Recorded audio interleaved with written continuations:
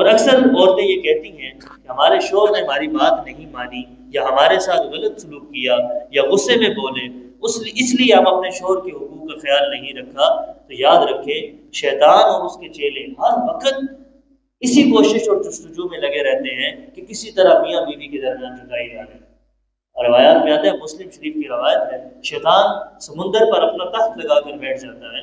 اور اپنے چیلوں کو دنیا میں بھیج دیتا ہے فتنے فسادات کرنے کے لیے۔ اس کے چیلے آتے ہیں، اسے خبر میں نے آج لڑائی کروائی، میں نے قتل کروایا، میں نے چوری کروائی، میں نے زنا کروایا، میں نے فلاں فلاں، اپنی اپنی رپورٹیں شام کو آگے دیتے ہیں، اور تو نے کچھ نہیں کیا، کچھ نہیں کیا، سب کو ایسے کرتا جاتا ہے۔ لیکن جیسے ہی وہ شیطان آتا ہے، اس کا وہ چیلا جو آ کر یہ کہتا ہے کہ آج میں نے میاں بیوی کے درمیان جدائی ڈال دی، میں نے ان کے درمیان تفریق پیدا کر دی، شیطان اسے بڑا خوش ہوتا ہے۔ بعض روایت میں یہ بھی ملتا ہے کہ اسے اپنا تاج پہناتا ہے، بڑا خوش ہوتا ہے اور کہتا ہے کہ تو نے اچھا کام کیا، باقی سب ہیں نہیں۔